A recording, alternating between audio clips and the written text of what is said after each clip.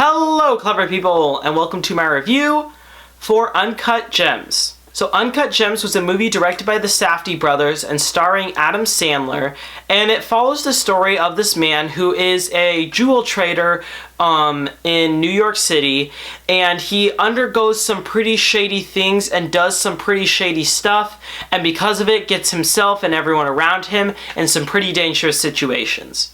That's really the best way to describe the plot of Uncut Gems, because right once the movie starts, you're kind of catapulted in the middle of it, and you're just overwhelmed the entire time. I was really looking forward to this because the Safdie brothers' last movie, Good Time, was one of my favorite movies of 2017. It was just so stressful, but so well done. And I was excited for Uncut Gems because a lot of people are saying it was the Safdie brothers' best films, and they seem to be getting better and better with every movie they're making. So I went into Uncut Gems stoked and very excited to see it. And it turned out so well. Uncut Gems is one of the best movies of 2019, and by far the most stressful movie of 2019. I'm even more than Midsummer, honestly.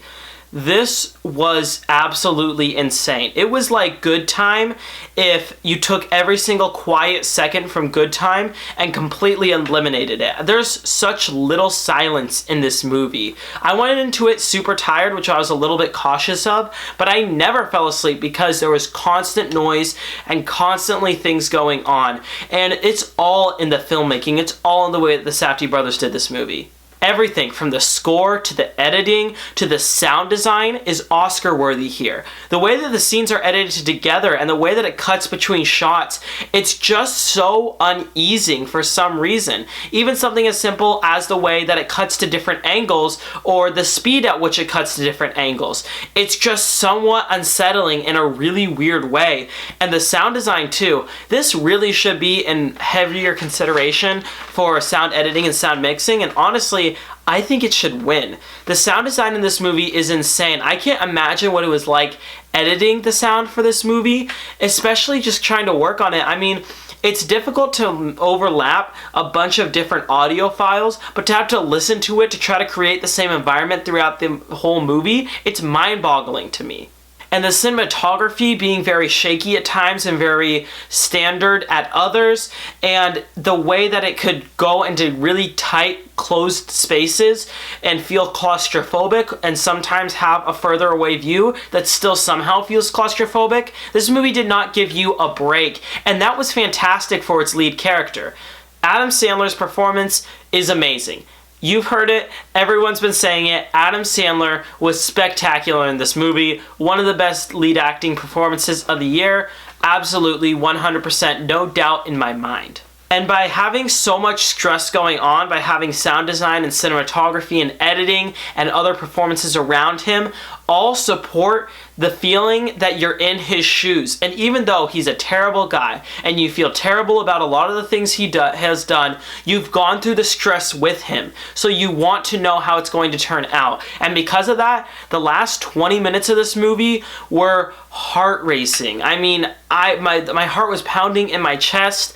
After the movie was over even, you still don't feel like there's a break because there's loud music blaring through the speakers through the credits, and you'll leave the theater still feeling like you're not out of the mood. You'll still have adrenaline rushing through your body. I can't overemphasize just how good this movie was. And a lot of people would think, why would you want to see a movie that's stressful like that? It's because the catharsis that this movie gives off and just how impressive it is technically is such an achievement. I can't think of a problem with this movie. Emotionally, it's not very resonant, but honestly, that would have messed with the movie if it was super emotionally resonant. It's an insanely stressful time, and it's a movie that I think anybody who loves the art of filmmaking should go out and see. I don't know how the Safdie brothers do it, how they shoot movies like this, how they create sound for movies like this, how they edit it all together. It's insane to me, but these guys are amazing. They're going to keep on making amazing movies. I will give Uncut Gems a 9 out of 10.